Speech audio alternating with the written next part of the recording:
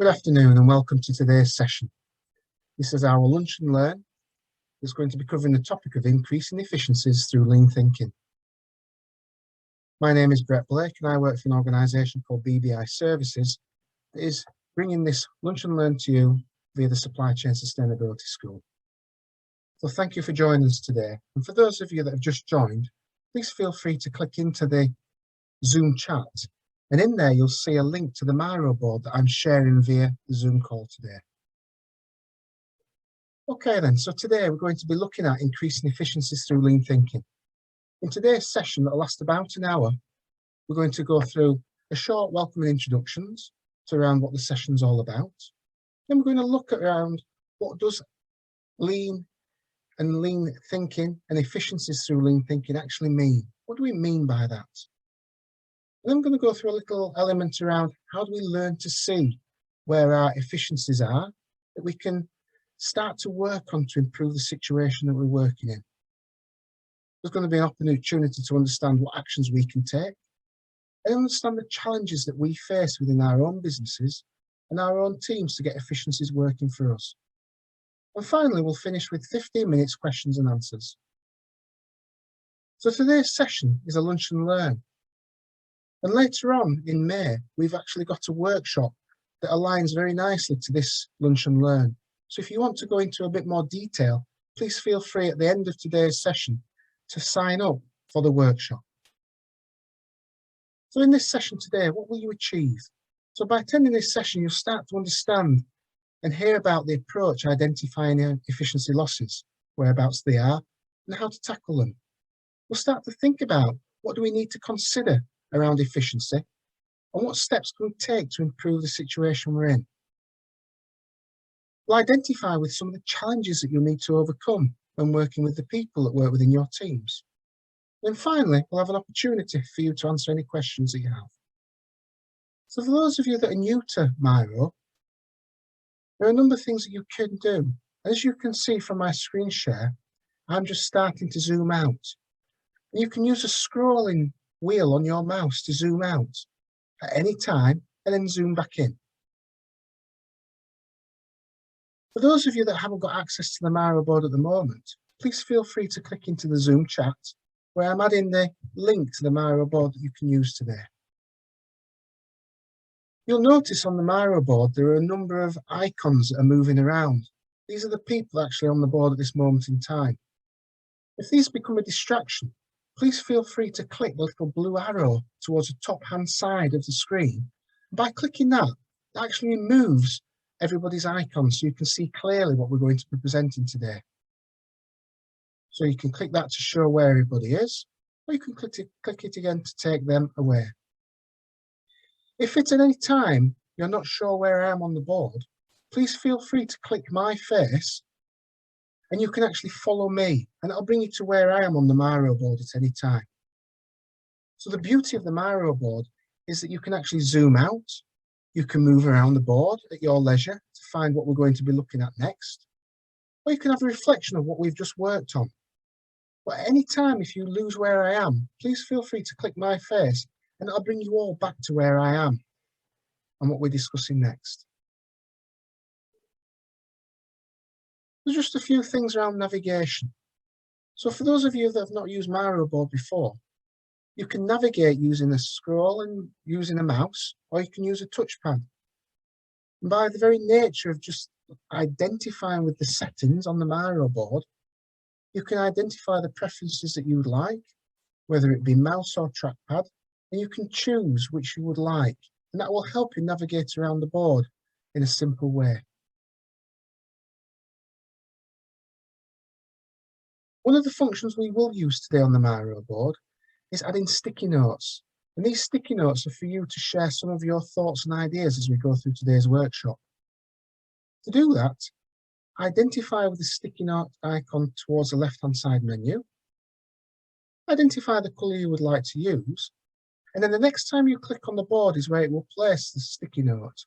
And you can then type in that space the information you would like to share. Now, what would be good for you to do today for me is could you just share your name and role within that sticky note in this area that I'm sharing with you now on the board. We'll be able to see who we've got with us today.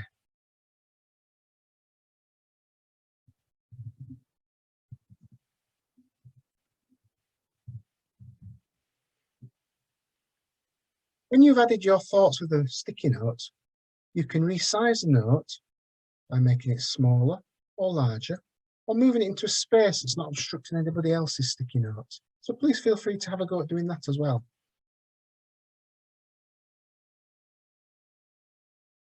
Excellent. Well, thank you very much for sharing your names and your roles there.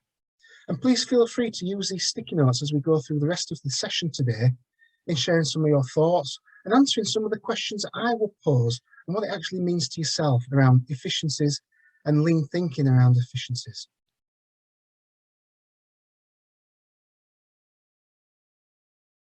Okay then, so let's make a start. So what do we actually mean by increasing efficiencies through lean thinking? So efficiency is all about performing or functioning in the best possible manner with the least waste of time and effort. So think about in the roles that you have, the teams that you're working with. Where is it that you feel you're most efficient? Where is it where you see there are efficiency losses? And what I'd like to do first of all is just share some of your thoughts in the space below and add your sticky notes around what do you think when you hear the word efficiency? What does efficiency mean to you? So we've got a comment there, I'm getting dizzy. What do we need to do to stop you getting dizzy? If it's because you're seeing lots of people icons on the screen, please feel free to remove those by just clicking the little blue arrow in the top right hand corner. And that will remove people's icons so you can just see the board itself.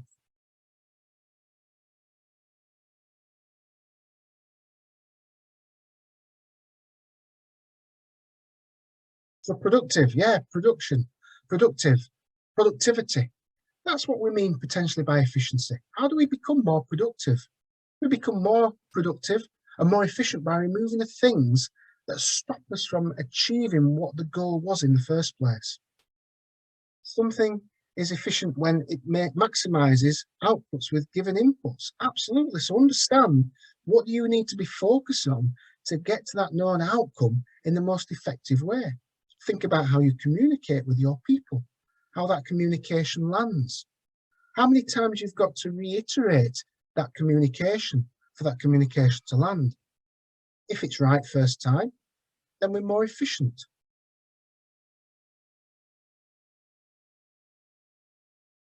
Rework stops us from being efficient because we didn't get it right first time. So think about what we need to focus on to ensure that the people we work with understand what they need to do and they get that message right first time. So getting rid of waste is another thing. And we're going to look at those wastes a little bit later on. We call them the 7 wastes around transport, inventory motion, waiting, overproduction, overprocessing, and defects. And if you can focus on those elements of removing those wastes, you become more efficient. Making sure the processes that you have are understood by all, making sure that they're fit for purpose. This is also another way of becoming more efficient in what we do. Think about the media you use, the platforms that you use. Is all of the information easily accessible? And you can get the right detail at the right time. And it actually drives the right activity. All of these things are going to help us become more efficient in what we do. If we take a purist view of what we mean by efficiency, it's all about the speed, the quality, and the costs. So think about our quality. Do we have the ability to get what we're doing right first time? That everybody understands the part they play in that? Can we do it at the right pace, at the right time? And as we start to focus on that speed and quality, can we do it in a way that we're not just reducing costs, we understand those costs? And the sideline to efficiency is thinking about what do we need to measure? And one of the thoughts around that measurement is around what does it cost to do something? And what is it that we receive as a return on that investment? And that in itself can be a measure of operational efficiency. So think about what you have within your organisations that currently measure efficiencies, whether it be within people, whether it be within process, whether it be within the systems that we use. How do we know that our systems are working to the optimum at this moment in time? How do we know that the pace is at the right pace and it's not slowing down for some reason? As we start to think about efficiency and what we mean by that, we need to focus on a number of areas. And these areas I'm just sharing with you now. So efficiency could be affected by the following. It could be affected by roles and responsibilities. And do we have the activities that we need to be completing within our business? Do we have them aligned to the right role and responsibility? When we start to think about those roles and responsibilities, do we ensure that they're mutually exclusive for an individual or a team, so that we don't have crossover or the ability to duplicate effort? Duplication itself is an efficiency loss. Think about the tasks and the skills that we have within the business. Are we ensuring that the capability of our people matches the tasks that they need to complete? How do we ensure that we have a regular review of those tasks and the skill set required? Think about the skill set of your teams. Are we playing to individual strengths? Or is our focus mainly on how do we build up weaknesses that we have within the team? Now, if we're just looking at weaknesses, we may miss the opportunity that people's strengths, if we play to people's strengths, by the very nature of that, we've become more efficient with what we do, because people playing to their strengths, more often than not, will enjoy the work that they're involved with. It will feel as though they're going the extra mile without any extra effort. Think about communication and collaboration. How do we communicate a message? How do we communicate the actions that we're working on? How do we communicate the projects that are important and setting priorities? And through that communication, how do we ensure that we've got active collaboration? And especially within the supply chain and construction industry, how do we ensure that that collaboration is understood by all partners of the supply chain? As we start to bring the supply chain together, as we start to work on larger scale programs, and I'm working with a number of larger scale programs with National Highways, HS2, the rail networks, we start to see that as we start to bring supply chain partners and prime contractors together, we've got to think about how we're setting clear goals and objectives. So all of these different partner organisations know the part that they play in making sure that they're working in an efficient way for themselves and the partners they're working with, but for the overall good of the programme that they're on. Other things that can affect efficiencies is recognition. Recognition of what we're working on. Are we doing a good job? Do we let people know when things are working well? And when we need to have a lessons learned session, for example, to understand what actions we can take to become more efficient in the future. Recognition isn't just monetary. It's all about sharing best practice, about allowing people to share the things that are working well for them with others so others can learn from that. So that's what I mean by recognition there. Then we move on to the removal of waste. I'm just going to zoom in on this. And you can see 3 words there. And these are taken from the Japanese terms, Mura, Muri, Muda. What we mean by that is, if we want to work in an efficient way, how are we ensuring that we've got evenness in the work that we undertake? We don't have peaks and troughs. We have a plan. That plan is understood. We can apportion the right amount of time and work to known standards so that we've got evenness at work. We've got time to complete tasks right first time. Think about your own roles under the Muri tab there. Are we overburdened? Is it just too much coming in all at one time? And by the very nature of being overburdened, you're reducing the impact of how efficient you can be, how productive you can be, because there's just too many things to juggle. Imagine trying to juggle 2 balls, quite easy. Try juggling 12 balls, something will be dropped. And when that something is dropped, it means the process itself from start to finish becomes less efficient. because we don't continue something through to completion. And then the final mood, the wastes. And I mentioned those earlier on. The wastes around transport, inventory, motion, waiting, overproduction, overprocessing and defects. Do we see that some of these wastes that we have around us are actually problems that we've got to overcome, which means we're not spending our time on dealing with the task in hand? So think about how we remove the wastes of unevenness in the tasks that we undertake, how we make sure that the level of work coming to us is at the level that we can work at. Then finally, the things that take us away from being efficient and effective. Think about people development. How are we developing our people? Are we ensuring that we take them on a journey of see, learn and do? Or do we just thrust them in at the deep end and just hope that they'll survive? So ensure that your people development through induction, through allowing them to see how we work if they're new members of the team, allowing them to learn from mistakes, but also through that see, learn, do. Don't just teach them the tasks in hand, teach them how to be understanding of some of the wastes that they'll see, some of the frustrations that they'll see, and how we can work with them to remove those so that they themselves become more efficient in the tasks that they undertake. As I mentioned before, around recognition. Recognition isn't just about celebrating success and sharing best practice. It's about recognition through lessons learned and how do we give feedback to understand where things haven't worked well this time. What do we need to do and learn from for next time?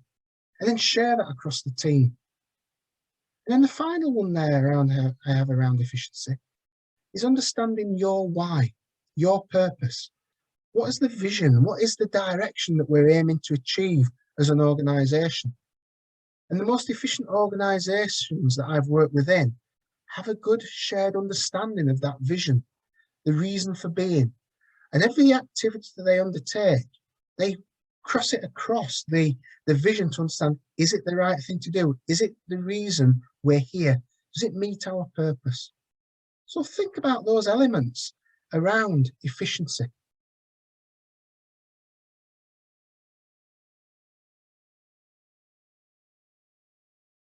So once you've understood what efficiency means to you and the things that you need to be focusing on and understanding around efficiency, we need to think about how do we see where we've got challenges, frustrations, opportunities to improve, and where should that focus be? So think about asking yourself some of these key questions. So think about, what is the value that's being created in the task that you have, the function that you perform on the team that you work with? Is that value understood? And what we mean by value is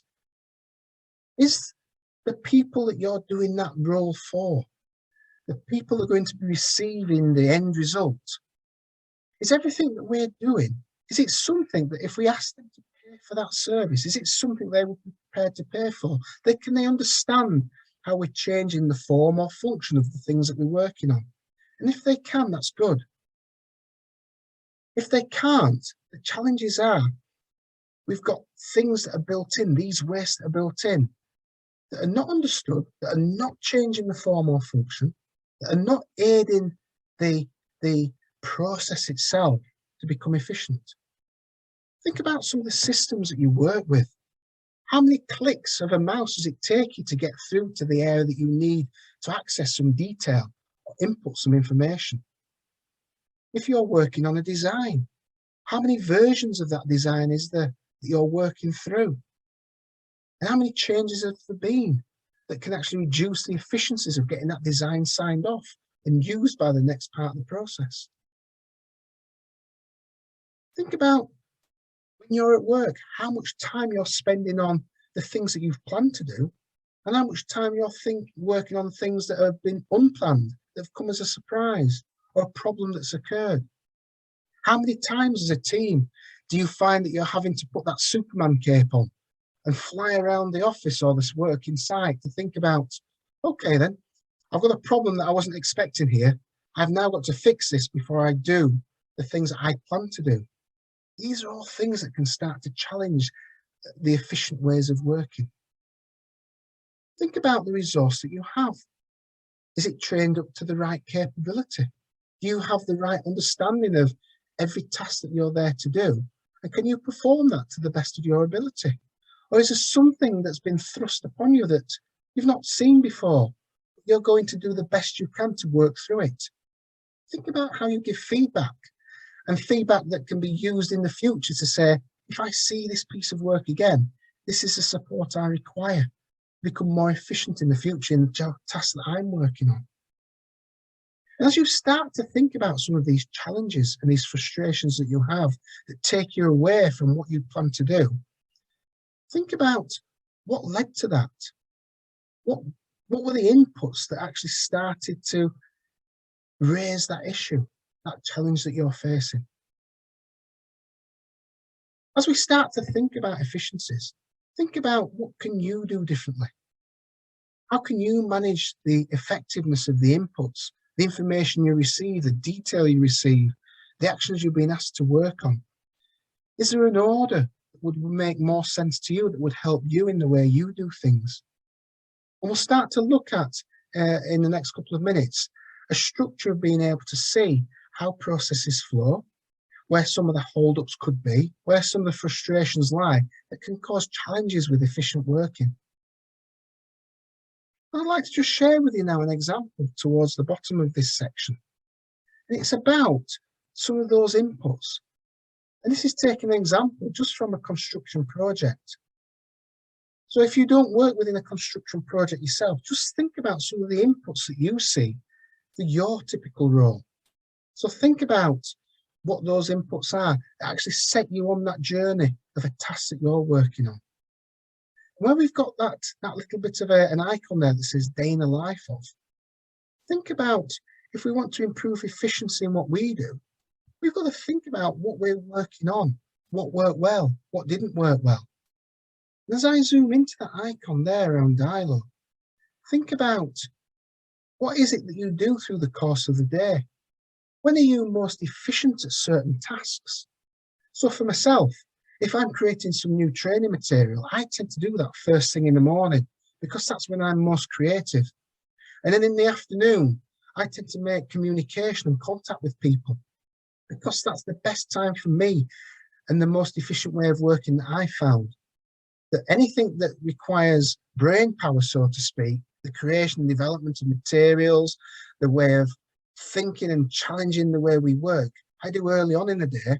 And then communication and sharing that with other people, I do towards the end of the day. Think about how you apportion your day and how you ensure that you're working at the most efficient that you can do based on your timeline, so to speak. With those inputs, think about the things that cause inefficiencies. What are those losses? And from a construction project, we've got examples here around poor weather, unavailability of materials and plant, utilisation of that plant on certain parts of the project that wasn't planned or scheduled in. They can actually reduce the efficiencies of the overall project that we're aiming to deliver. Think about how we're working with our supply chain partners to ensure that the materials and equipment that we need are delivered on time, in full, at the right time. Because anything other than that that's in plan reduces our efficiencies of working. So think about what your typical day looks like. When are you focusing on the things that you've planned to do? When are you focused on things that are taking you away from that pre-planned activity? What are your time stealers? What are your challenges and frustrations that you're facing on a day-by-day basis? And think about how you apportion that, understand that, and then give feedback with the teams that you work with and active collaboratively to say, what can we do differently next time? So moving on to the learning to see. Learning to see value is an art. And I've given an example of a book there called Learning to See by two gentlemen called Rother and Shuck. And for those of you that are interested in understanding a little bit more around value stream mapping, please feel free to have a look at that book You can see some extracts of that book if you go onto something like Amazon or the Waterstones websites. And what learning to see does is allow you to see where the challenges and frustrations and inefficiencies are with any process that we work through. So learning to see is all about identifying with your process, the things that you work on, and understanding not just what you do, but how it fits in with the end-to-end. So if you're a designer, where do your designs go? Where does the information come from the client or the customer? Through design, how are you working through the tendering process and maybe some of the QSs to ensure that the materials are available at the right price that fit within the design that you have? If you're within construction, how are you ensuring that the designs are fit for purpose and can be built, and you give that feedback back to the design and maybe the QS teams? If you're in a support function like HR, how are you ensuring that we've got alignment of the right people required for that project to be delivered? And how are we ensuring we're working collaboratively with the people on the project to understand what are their needs from the people that we're trying to source?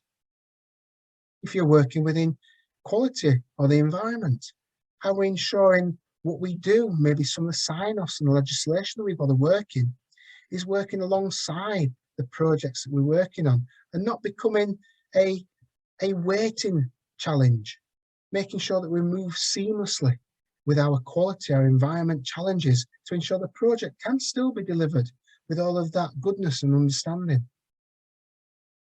Value stream mapping is a great technique to start to map out. And what we have here is just an example. And what we see here is the orange post-it notes across the middle are parts of the process steps. Pink post-it notes we see towards the bottom are the challenges, the efficiency losses that we may have on parts of those process steps. And our challenge with increasing efficiency is ensuring that we focus on the right areas.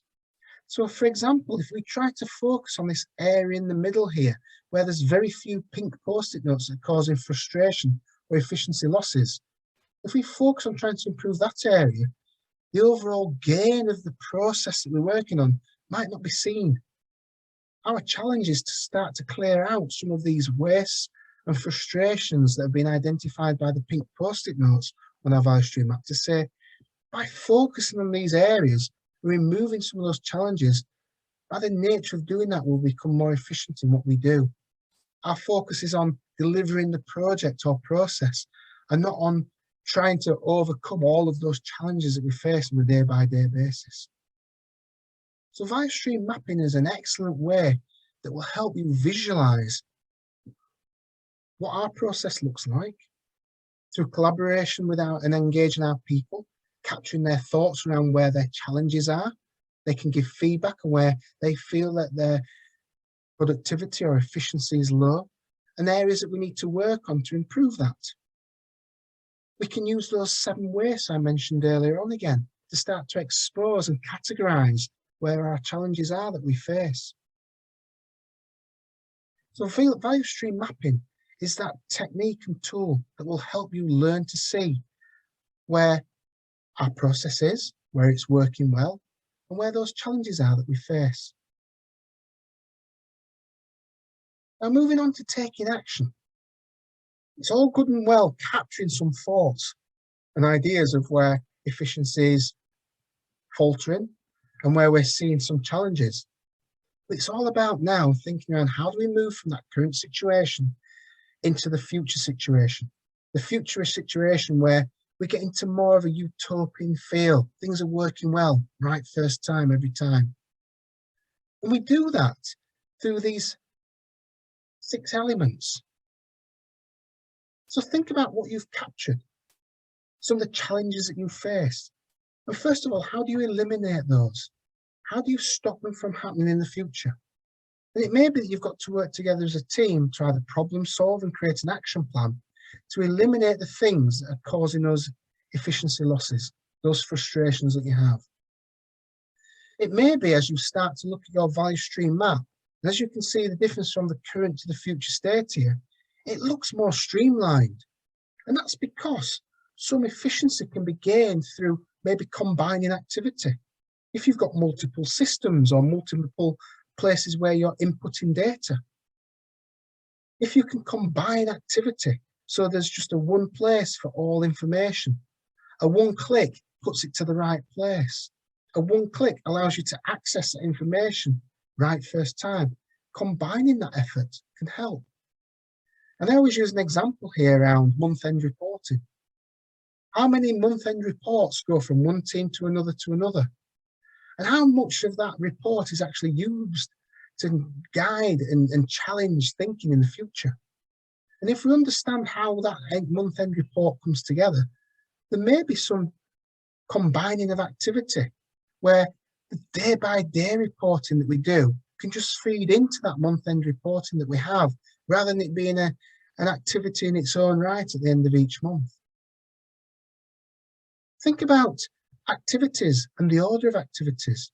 And through active collaboration between yourselves and your supply chain, it may be that you rearrange activity to become more efficient. How many times do we do that lessons learned and look back on how things have worked? And how often do we take a look back and think, well, if we'd have done it in a slightly different order, it may have been done quicker, at less cost, with less interaction or interruption with people. Think about how we simplify tasks. We live in a day of technology. Is there platforms out there that will simplify tasks in what we do, the way we share or save information?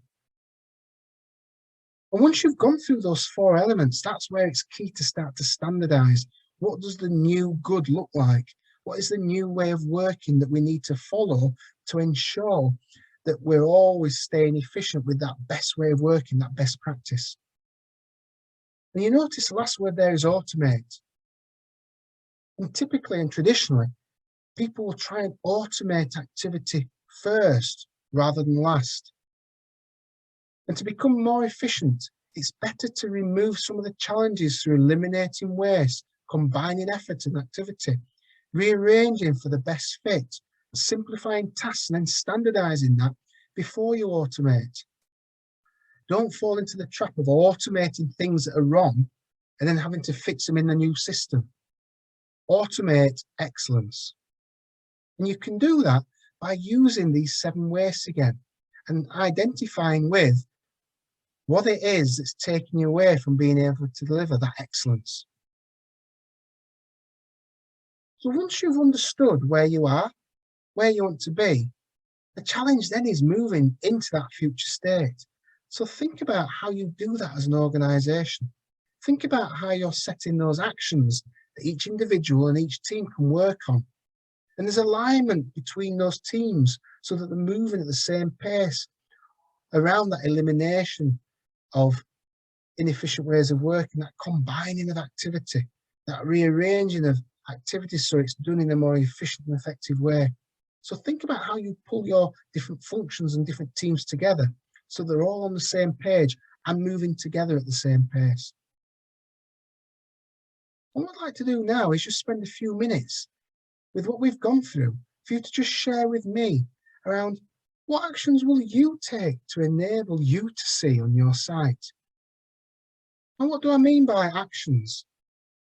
So actions is about the process of doing something, especially when dealing with a problem or difficulty. So think about efficiency.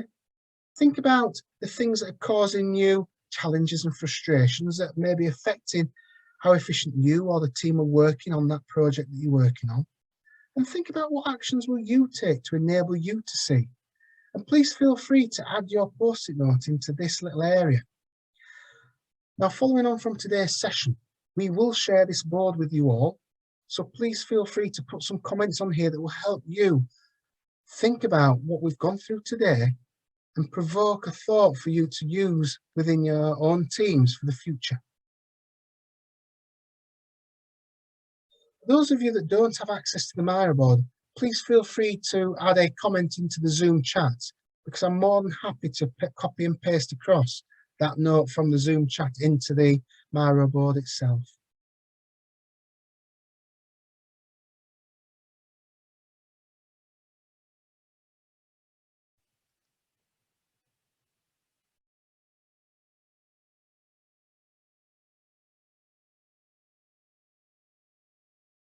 So one of the things that I do around learning to see is 3 words: go, look, see. And I'll identify with where I'm working, whether it be in an office or a site or even a manufacturing facility. And I'll identify with a number of places I will stand on a regular basis through the course of my working week or working month, just to observe what's happening. And as I'm observing, I'll ask questions of the people that are working in there, not to be disruptive or not to be critical on what they're working on, but asking questions around, how's today going? Is it a good day or a bad day? And if it's a good day, excellent. I'll ask them, well, why is it a good day? What's made today a good day?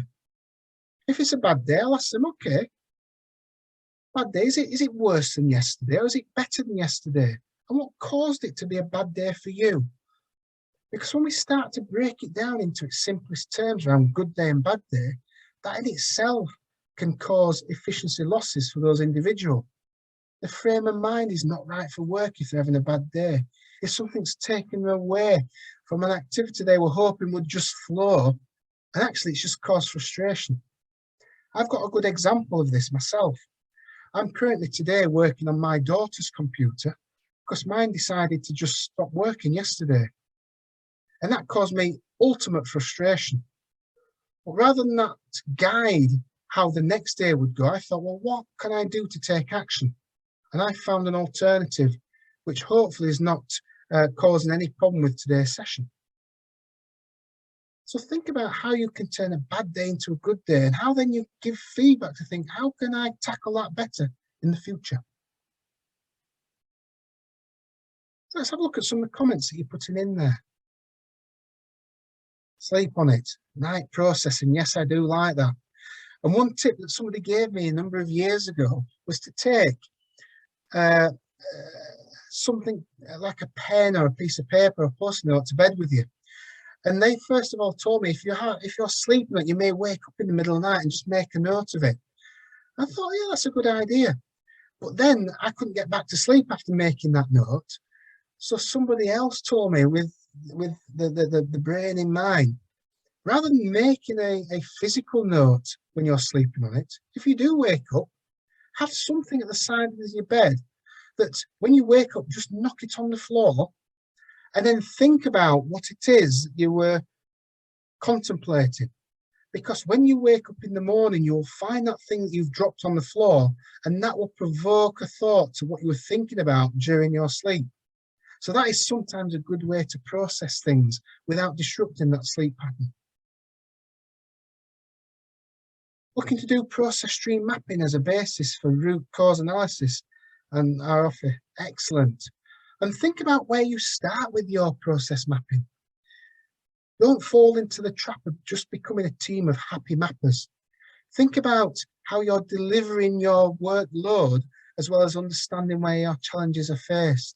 And it may be you just do a simple note around understanding where your challenges are first before you go into the detail of mapping. Think about mapping areas of concern where you can see a return on that investment and see that benefit that you can then share with others, will then provoke that thought even further. We've got a comment there, read the book Learning to See. Absolutely, and you can get it on Audible, I think, and you can get it on PDF. So it's a really good book. And break it down into smaller chunks as you go through that book. Take that learning we had earlier on around see, learn and do. Look at the book, learn it, and then put that into practice at the basic level, and then move on to the next level. Discuss team, personal challenges and implement changes needed to improve efficiency. And again, maybe just start with the question, what does efficiency mean to them? And I'll keep this board open that you can have access to through the link.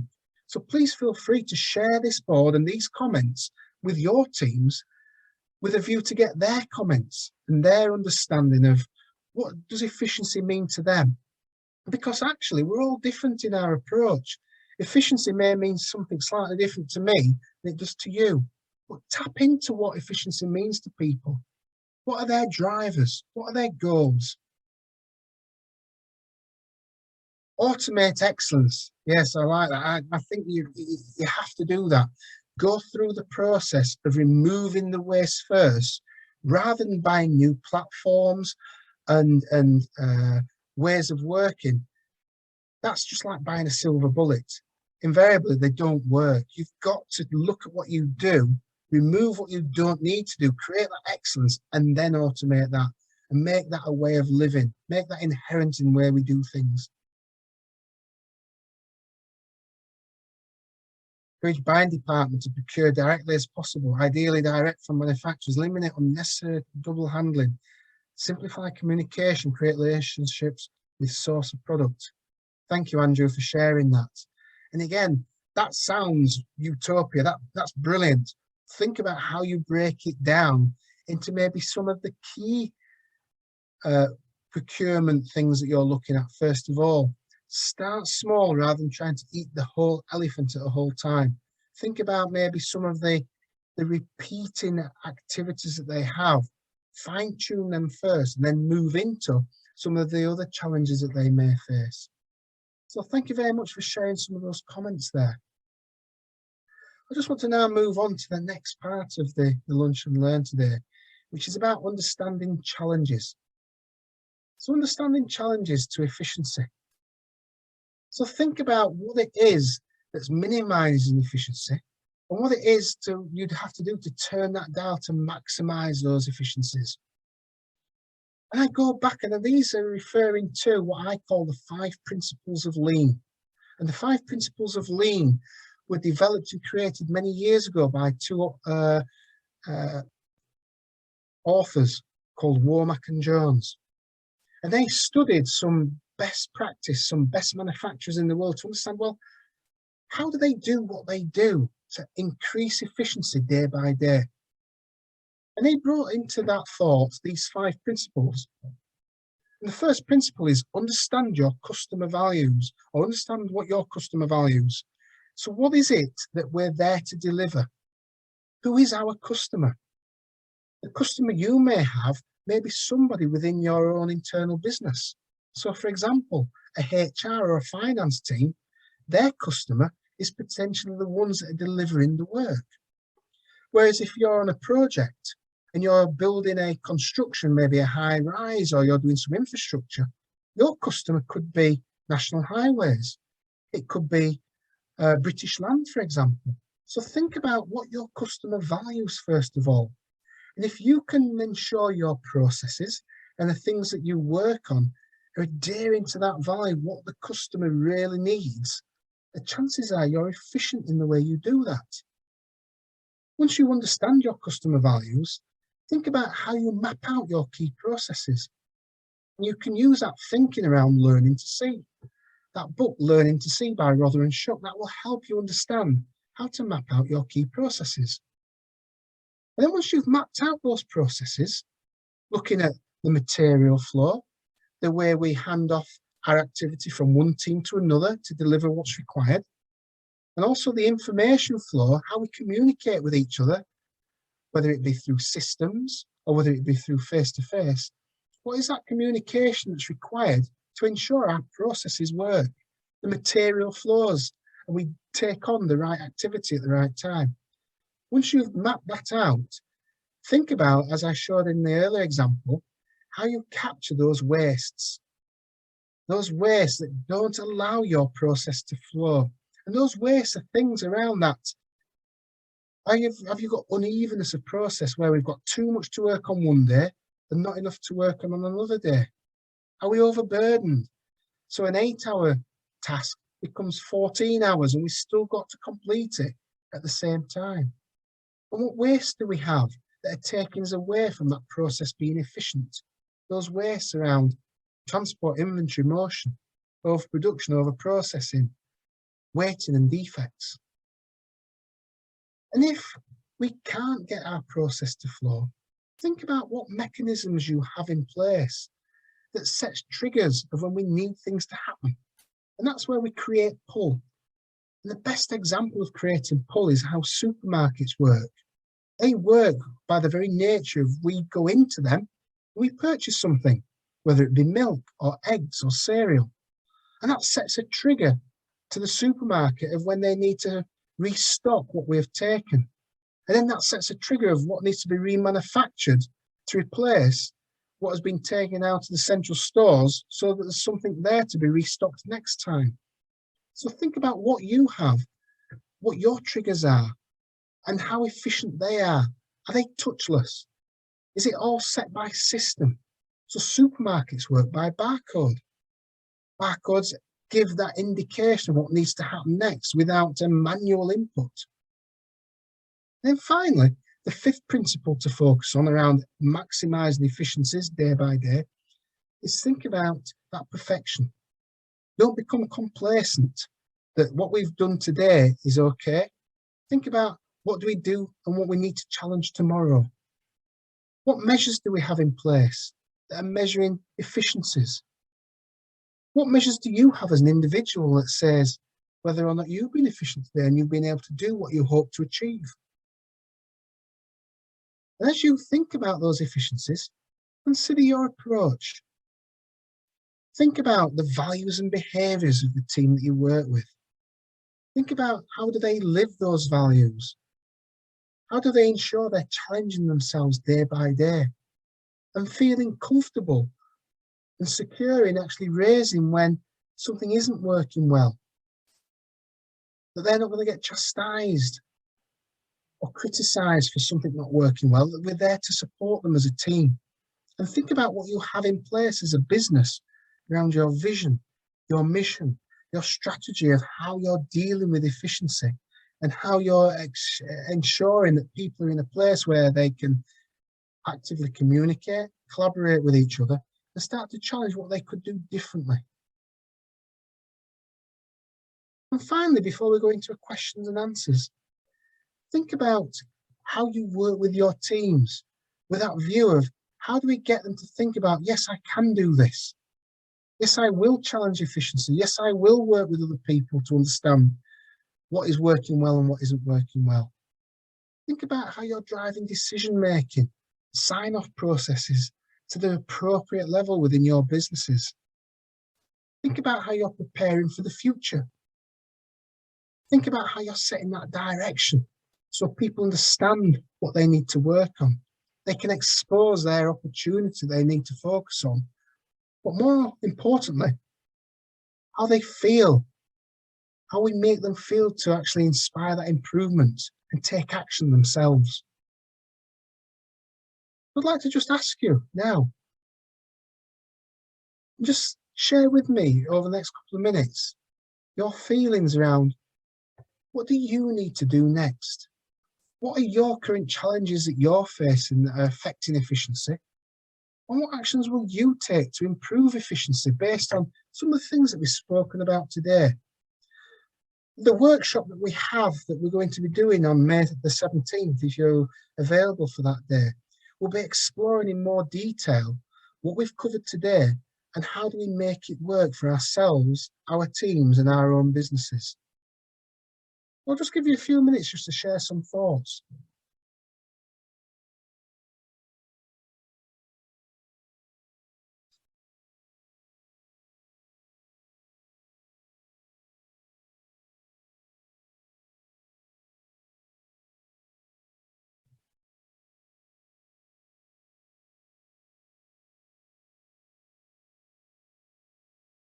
So we've got a challenge there around silo mentality. And I see that everywhere, silos across different functions, silos are around different supply chain partners working on the same program together. And more often than not, what I tend to do when I see that silo mentality is I try to just get the teams working together. I get them in one place. And it may be, if they're in the same building, that's easier to do. If they're not in the same building, think about how you can orchestrate a time where they can come together either physically or via Teams. Think about a common theme that they may have in their different silos that we can use as a starting point to say, actually, we're in our silos, we've got a shared challenge, let's just come together to see if we can overcome that and then use that as a starting point to say, how can we break down these silos in the future? I recall working with a customer contact centre and also a processing centre. And they were two silos that should have worked together because the contact centre was dealing with customer feedback that would have supported improvement within the processing centre. But neither teams spoke to each other. And the first thing I did was get these teams to talk to each other about their jobs, what they did, and their frustrations. And within 10 minutes of doing that, they started to break down their own silos because they saw the importance of talking to each other. And actually, after me bringing them together for that first instance, I really didn't have to do much more because they got that understanding. They just started to talk to each other. They had that open dialogue. They broke down that silo themselves. So think about what you need to have in place to do that. Lack of budget is always a challenge. Think about what that means. And sometimes some of the efficiency savings that you will have will help that budget that you have. You may have to invest something up front to get that return on benefit. So think about, as you start to look at budgets, what is it that you have that if you clear that out now, that will save some time that you can focus on in the future without actually necessarily having to get a sign-off for more money there. Client changes is always a key one. Relationship is key around building that process, building that efficiency. So if there's lots of client changes or personnel changes, it may be we've got to think about the standards that we have in place. So when there are changes and new people join the team or the project, we take them through an induction of this is how we work. So regardless of who it is, there's always an understanding this is how we do business. So think about what that looks like in your organisation. Present communication, sharing of positive experiences, learning from problems. That's an excellent way of doing that. Do that yourselves, but also I have a phrase that I use, learn from the best and then find your own way. And also steal with pride. And what I mean by that is there are other industries, there are other teams out there that are doing this well. Find out how they're doing it and then steal with pride and use that within your own organisations. It's not plagiarism because you'll find your own way and you'll make it better for yourselves. And today, this board that we have on Miro, please steal this with pride and use this within your own businesses. It's going to help start that conversation around efficiency and what you can do about it. You've put there, get my laptop fixed. Yes, my laptop, my other one at the moment, is going through its update with its new hard drive. So hopefully tomorrow I'll be back to maximum efficiency. Understand root cause so that we don't stick tape challenges. Yeah, so efficiency can be caused by never fixing the root cause of the problem. So think about how you tackle that within your own teams. So thank you very much for sharing some of your thoughts there. What I'd like to do now is for the last 5 or 10 minutes is just open up to a questions and answers. So please feel free if you've got any questions just to type them in there. And any that I don't answer today, I will make sure that there's a comment added to this board that covers off that question that's asked. Again, if you've got any questions that you'd like to type into the Zoom chat, I'm more than happy to copy and paste them across as well.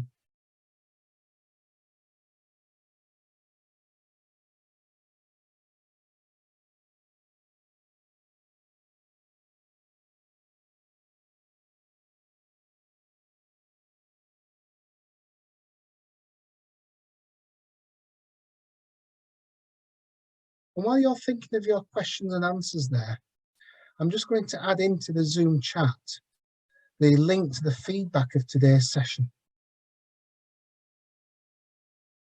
Just bear with me.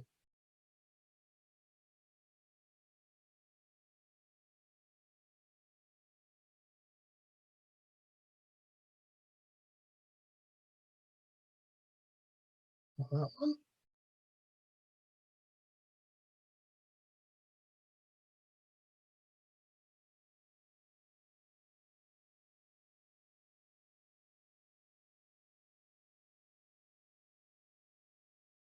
So you'll find in the Zoom chat now a link to the feedback form that we have for today's session.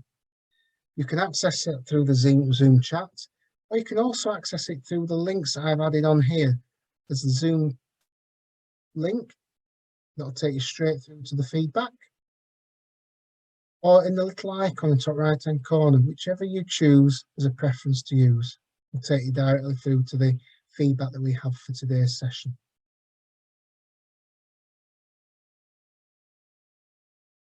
As you're thinking of some questions to ask, if this session, this Lunch and Learn, has been useful for you today, please feel free to link into the workshop that's taking place at 9:30 on the 17th of May. And you can access this link via the link identified by the two red arrows. Either one will work. And that will give you the opportunity to register for our workshop. And the workshop will just go into a little bit more detail. We have 3 hours, and we'll start to cover some of the questions that we've been posing today and start to think about how do we make efficiency through lean thinking work within our own businesses, and how do we get the gains for ourselves, our teams, and our business through that. So if this Lunch and Learn today has been useful to you, please feel free to click into that free workshop. And I'll look forward to seeing you all on the 17th of May. I've got a question there. Would you start with the issue and work backward as a start point for value mapping? Absolutely.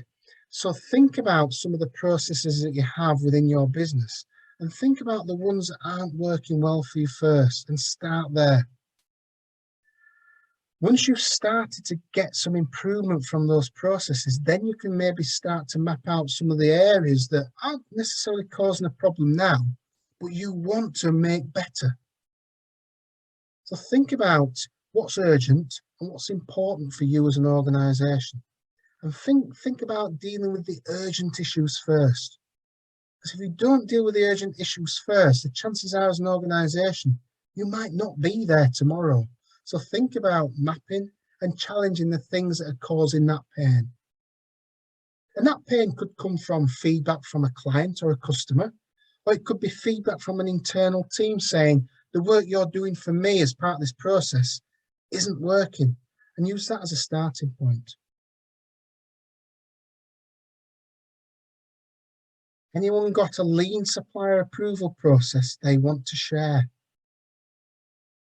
So from a lean supplier, what do you mean by lean supplier approval?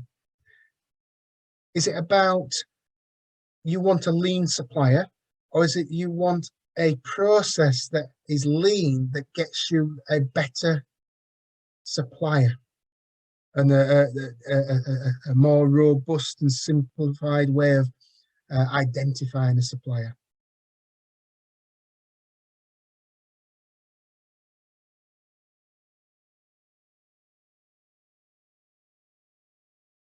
We have, as an organisation of BBI Services, we have a number of different matrices that we use around suppliers, around how to get the best out of suppliers, how to identify bronze, silver and gold suppliers, and how we get them to work in partnership with organisations. So that's something we could potentially share with you as well. Please feel free at any time after today's session to link across to the board here at Building Business Improvement. And if you click the link at the top right hand corner, that takes you through to our website where there's a contact us page. So please feel free, if there's anything that we can support you on following today's session, to just get in touch and we'll see where we can help with you in some of the challenges that you face with efficiency.